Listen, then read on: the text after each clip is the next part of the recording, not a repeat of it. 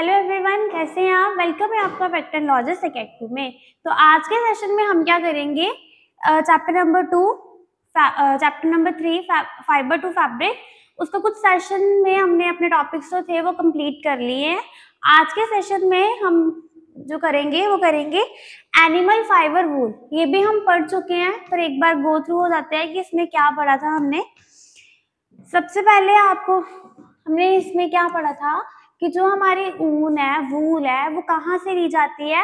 वो शिप की, ये जो आपको दिख रही है ना शिप के ऊपर वाली ये जो खाल है, इसको जब निकाला जाता है, फ्लीस किया जाता है, तो यहाँ से हमें क्या प्राप्त होती है, ऊन प्राप्त होती है। ठीक है, ये चीज हमने की थी।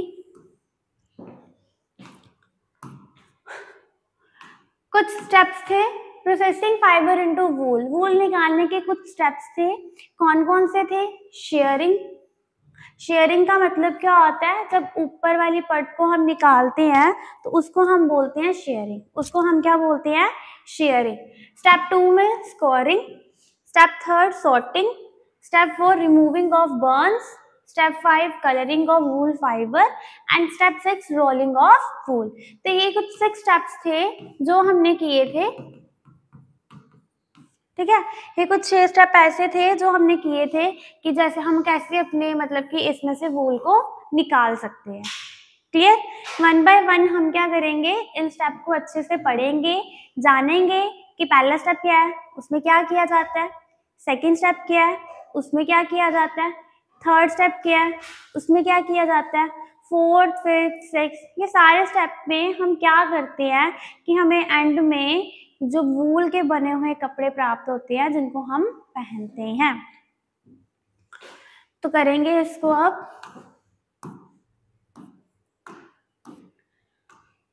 सबसे पहले शिप। अगर मैं शिप की बात करूं तो जो शिप के हेयर होते हैं, ठीक है, अगर शिप की बात कर रहे हो तो जो शिप के हेयर होते हैं, बाल होते हैं भाई, वो भी 2 प्रकार के होते हैं। अब वो 2 प्रकार के कैसे होते हैं? सबसे पहला है कोर्स बियर्ड हेयर। सबसे पहला कौन सा है? Coarse beard hair. And second की अगर बात की जाए तो वो है फाइन सॉफ्ट हेयर। सेकेंड कौन सा है? Fine soft hair. क्या होता है कोर्स बियर्ड हेयर की अगर बात की जाए? Outer layer of hair used to make low grade. Sheep की जो सबसे ऊपर वाली परत होती है ना, सबसे हार्डेस्ट परत, उसी को ही हम बोलते हैं कोर्स बियर्ड हेयर। ये बहुत ही सख्त लेयर होती है। ठीक है, ये इतनी सख्त लेयर होती है, इनसे क्या बनाई जाती है, आपकी चटाइयां बनाई जाती है और जो मोटे मोटे कंबल होते हैं वो बनाए जाते हैं। क्लियर? चटाई बनाई जाती है और जो मोटे मोटे कंबल है वो बनाए जाते हैं। ये जो इनकी बहुत हार्ड स्किन होती है, बाहर बाहर वाली, इसको बोलते हैं हम कोर्स बियर्ड हेयर। और अगर मैं फाइन सॉफ्ट हेयर की बात करूं तो फाइन सॉफ्ट हेयर आपके वो हेयर होते हैं जो कि बहुत ही कोमल होते हैं, जो कि बहुत ही सॉफ्ट होते हैं, उसको हम बोलते हैं फाइन सॉफ्ट हेयर। जैसे ये रग्स हो गए आपके। Soft hair found close to used for making wool. ये वूल बनाने के काम आती है। ये जो आपकी सॉफ्ट हेयर होती है, जो कपड़े आप पहनते हो, उस वूल के बनाने के ये आती है, काम आती है। तो मैंने क्या कहा, जो आपकी शिप है उसके जो बाल होते हैं वो 2 तरीके की होती हैं। सबसे पहले coarse beard hair, coarse beard hair. और अगर हम दूसरे की बात करें तो वो कौन सा आपका? Fine soft hair. ठीक है, तो ये 2 तरीके के बाल जो है वो शिप में पाए जाते हैं। जो कोर्स बियर्ड हेयर है वो ऐसे बाल होते हैं जो कि बहुत सख्त होते हैं, जिनसे चटाइयां बनाई जाती हैं, जिनसे आपके जो मोटे मोटे कंबल हैं वो तैयार किए जाते हैं। और अगर मैं फाइन सॉफ्ट हेयर की बात करूं तो ये ऐसे हेयर होते हैं, ऐसे बाल होते हैं जो बहुत ही शाइनिंग और बहुत ही सॉफ्ट होते हैं। इनसे हम अपने जो वूल है वो तैयार की जाती है, जो कि ह्यूमन बींग्स क्या करते हैं, उनको वियर करते हैं। इतना क्लियर? चलिए अब नेक्स्ट पे।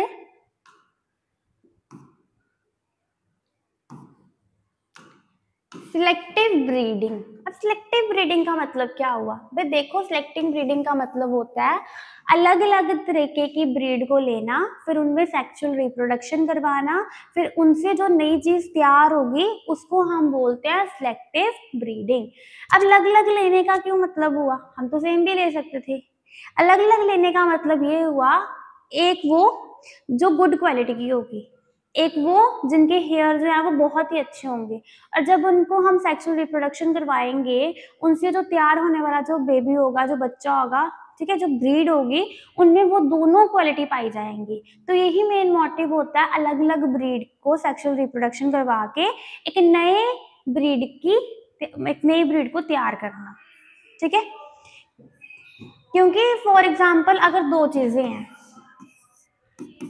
अगर इनमें गुड क्वालिटी की क्या होगी, गुड क्वालिटी की मतलब कि वो हेयर होंगे, और ये अच्छी क्वालिटी की होगी, और जब इन दोनों को सेक्सुअल रिप्रोडक्शन करवा के एक नई ब्रीड तैयार की जाएगी, तो उस नई ब्रीड में इन दोनों के क्या पाए जाएंगे? क्वालिटीज पाई जाएंगी, ठीक है। Selective breeding involves choosing parents with particular characteristics to breed together, कि इसमें दो पेरेंट्स को सिलेक्ट किया जाता है, ठीक है, and produce offspring with more desirable character, और एक ऑफस्प्रिंग को क्या किया जाता है? प्रोड्यूस किया जाता है, जिसमें दोनों जो चीजें हैं वो पाई जाएंगी। सिलेक्टिव ब्रीड का मतलब आ गया अलग अलग ब्रीड को लेके उनमें सेक्सुअल रिप्रोडक्शन करवाना और एक नई ब्रीड की क्या करवाना? एक नई ब्रीड को प्रोड्यूस करना, उसे हम बोलते हैं सिलेक्टिव ब्रीडिंग। अब हम चलेंगे आगे। अगर आप देखो तो ये आपके अंगोरा गोट है, ये आपको जम्मू कश्मीर में पाई जाती है अंगोरा गोट।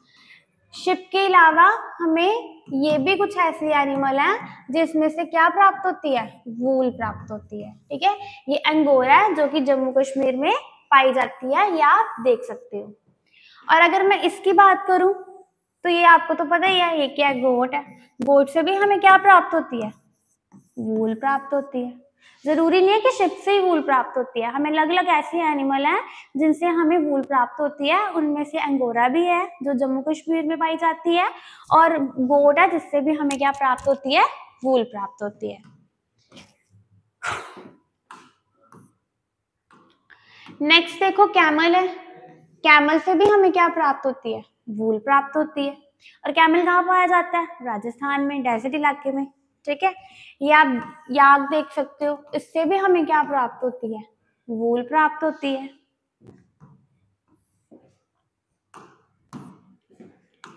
अब ये देख सकते हो आप, लामा, अल्पासा, ये भी दो एक ऐसे जानवर हैं जिनसे हमें क्या प्राप्त होती है? तो ऊन। तो कहने का मतलब ये है कि शिप एक ऐसा एनिमल नहीं है जिससे हमें वूल प्राप्त होती है। एंगोरा हो गया, या आपका ये लामा हो गया, या अल्पासा हो गया, याक हो गया, गोट हो गया, कैमल हो गया, ये सारे ही ऐसे एनिमल हैं जिनसे हमें क्या प्राप्त होती है? इनसे हमें वूल प्राप्त होती है, ऊन प्राप्त होती है। क्लियर है? चलो,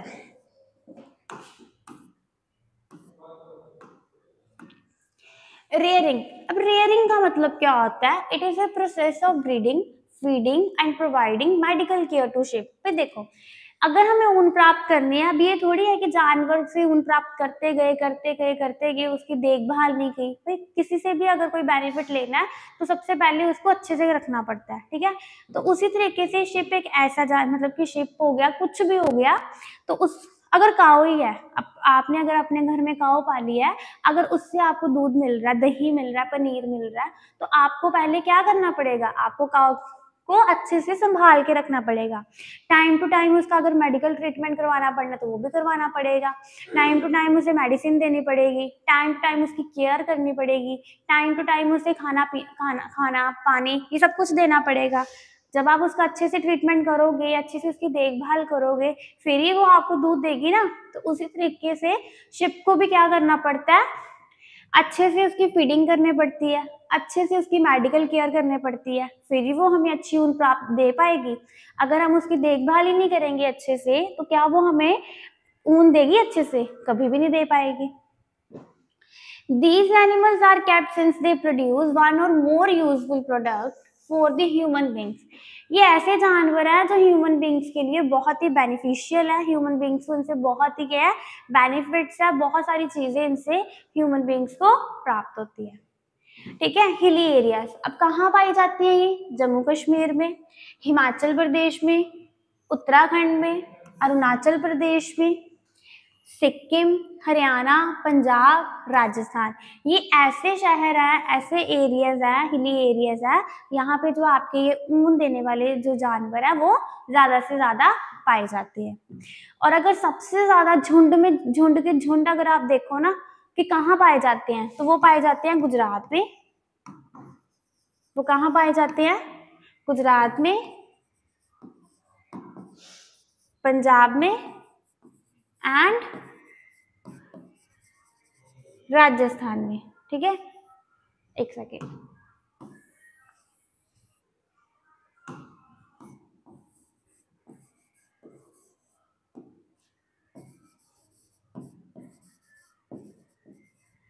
ये तीन कुछ ऐसे आपके वो है प्लेसेस है जहाँ पे झुंड के झुंड जो आपके मतलब कि वो शिप्स वगैरह, गोट्स वगैरह, याक वगैरह वो आपकी पाई जाती है। ठीक है, तो आपको पता होना चाहिए रियरिंग का मतलब वही कि अपने जितने भी आपकी ये है शिप वगैरह है इसकी अच्छे से केयर करना, इसको मेडिकल ट्रीटमेंट देना टाइम टू टाइम, इसकी अच्छे से फीडिंग करना। अगर आप ऐसा करोगे तो ये भी आपके लिए बेनिफिशियल रहेगा। उसके बाद हिली एरियाज कहाँ कहाँ पाई जाती है? जम्मू कश्मीर में, हिमाचल प्रदेश में, उत्तराखंड में, अरुणाचल प्रदेश में, ठीक है, सिक्किम में, हरियाणा में, पंजाब में, राजस्थान में। ये कुछ ऐसे प्लेसेस हैं, ऐसे हिली एरियाज हैं जहाँ पे ये चीजें आपकी पाई जाती हैं।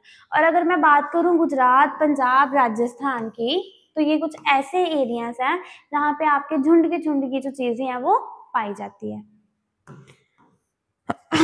चलो नेक्स्ट करो। Sheep are herbivorous and prefer grass and leaves. आपकी जो शिप्स होती है ना वो हर्बीवोरस होती है और ये ज्यादा से ज्यादा ग्रास खाती हैं और लीव्स खाती है। इसी कारण ये हिली एरियाज में पाई जाती हैं। यही रीजन है इनका हिली एरियाज में पाना, क्योंकि वहां पे बहुत सारी इनको ग्रास अवेलेबल मिल जाती है, लीव्स मिल जाती हैं, पत्तियां और ग्रास यही इनकी क्या है सौगात है, यही खाती हैं ये। ठीक है, हर्बीवोरस है, ये मीट वगैरह ये चीजें नहीं खाती हैं। आपकी जो शिप है वो हर्बीवोरस है और क्या खाती हैं? सिर्फ लीव्स मतलब पत्तियां या फिर घास खाती है। क्लियर?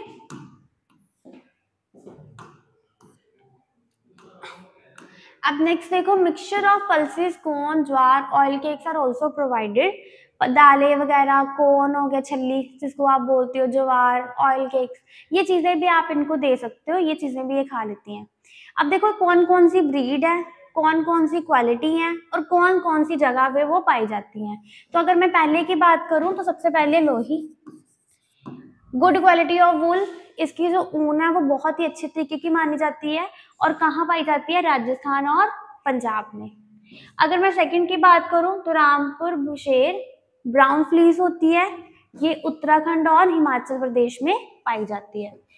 नाली, ये कारपेट वूल जिससे कारपेट बनाई जाती है, जो नीचे बिछाई जाती हैं, और ये कहाँ पाई जाती हैं? राजस्थान, हरियाणा और पंजाब। आ गया भक्करवाल फॉर वूलन शॉल्स, जो आप शॉल्स लेते हैं, आपकी मम्मा वगैरह या आपकी दादी वगैरह, ठीक है, जो शॉल्स लेते हैं वो, और ये जम्मू और कश्मीर में पाई जाती है। आ गया मारवाड़ी कॉर्स वूल, ये गुजरात में पाई जाती है। पतनवाड़ी फॉर होजेरी, ये भी कहाँ पाई जाती है? गुजरात में। ठीक है, तो ये भी आपको पता होना चाहिए कि कौन कौन सी ब्रीड है, उसकी कौन कौन सी क्वालिटी है और वो कौन कौन सी स्टेट में पाई जाती है। चलो नेक्स्ट है प्रोसेसिंग फाइबर्स इनटू वूल। अब वूल निकालने के भी भाई स्टेप्स है, मैंने आपको पहले भी बताया था कि जरूरी नहीं है कि हमें वूल निकाल दी और आपने पहन ली, ऐसा नहीं है। सबसे पहले इसके भी कुछ स्टेप्स हैं, कुछ ऐसे स्टेप्स हैं जो आप मतलब कि फॉलो करके फिर एंड में हमें इसकी जो मेन चीजें हैं वो प्राप्त होती हैं। तो अगर मैं स्टेप 1 की बात करूं तो स्टेप 1 क्या है?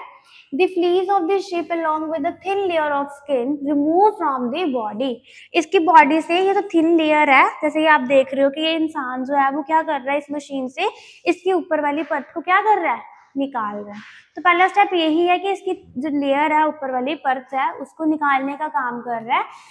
This process is called sharing. ये प्रोसेस क्या कहलाती है? शेयरिंग। फर्स्ट स्टेप यही है कि इसकी फ्लीस को, उसकी ऊपर वाली परत को निकालना, जिसको आप बोलते हो शेयरिंग।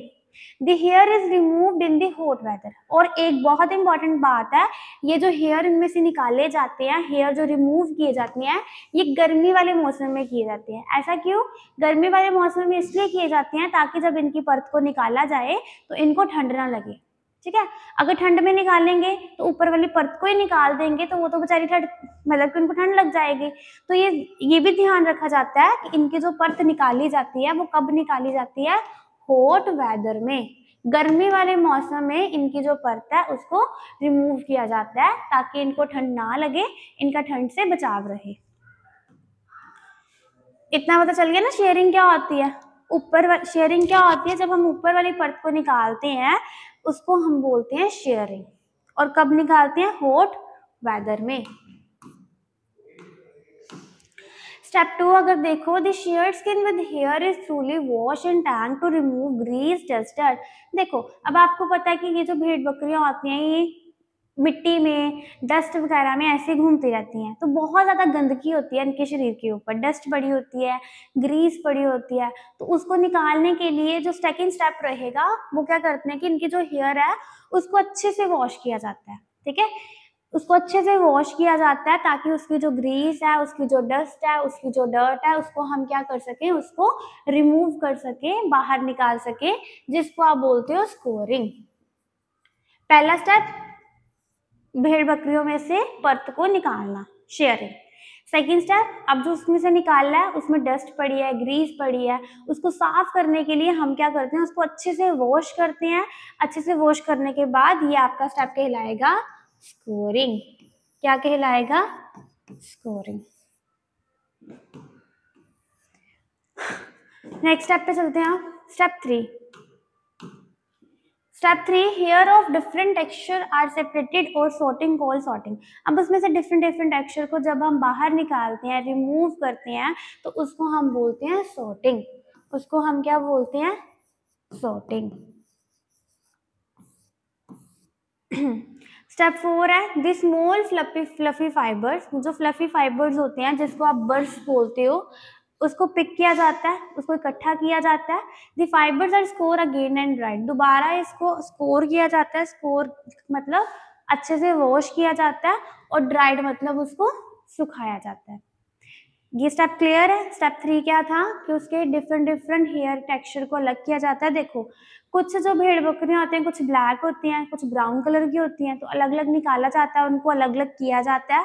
और स्टेप 4 में जो फ्लफी फाइबर्स है उनको इकट्ठा किया जाता है, दोबारा वॉश किया जाता है, और दोबारा से उसको सुखाया जाता है।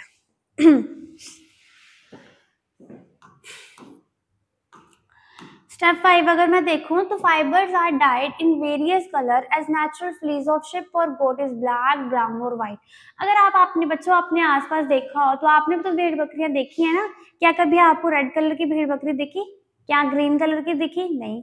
पर जब आप वुलन क्लोथ पहनते हो वो रेड भी होते हैं, वो ग्रीन भी होते हैं, वो पिंक भी होते हैं। तो ऐसा क्यों? देखो, जब भी आपके आसपास जो बकरियां होती हैं, या तो वो आपको ब्लैक दिखती हैं, या तो वो आपको स्किन कलर या वाइट कलर की दिखती है, या कुछ ब्राउन कलर की दिखती है। तो क्या किया जाता है? इन कलर को फिर अलग अलग कलर में डाई किया जाता है। उसको रेड कलर में, ग्रीन कलर में, पिंक कलर में, जैसा भी कलर अवेलेबल होते हैं, येलो कलर में, ये अलग अलग कलर में उसको क्या करते हैं? किया जाता है। ठीक है, तो यही बोला गया स्टेप फाइबर में कि फाइबर्स को डाई किया जाता है वेरियस कलर में, मतलब अलग अलग कलर में, as natural fleece of sheep और गोट इज ब्लैक। क्योंकि नेचुरल अगर देखा जाए तो नेचुरल में वो सिर्फ ब्लैक कलर की मिलेंगी, ब्राउन कलर की मिलेंगी और व्हाइट कलर की मिलेंगी। इन तीनों के अलावा इस और कोई कलर अवेलेबल आपको नहीं मिलेगा। तो यही कारण है कि इनके कलर को क्या किया जाता है? डाई किया जाता है।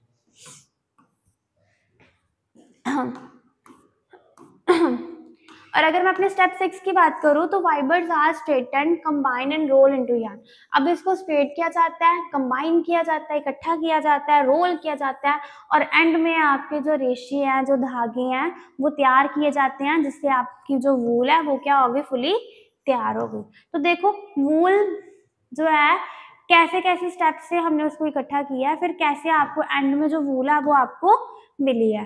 तो जरूरी नहीं है कि सीधे ही डायरेक्ट आपको चीज मिल जाती है, बहुत सारे स्टेप्स होते हैं, बहुत सारी चीजें होती हैं जो करनी पड़ती हैं, फिर उसके बाद आपको ये जो वूल है जो आप पहनते हो ये आपको क्या होती है, प्राप्त होती है।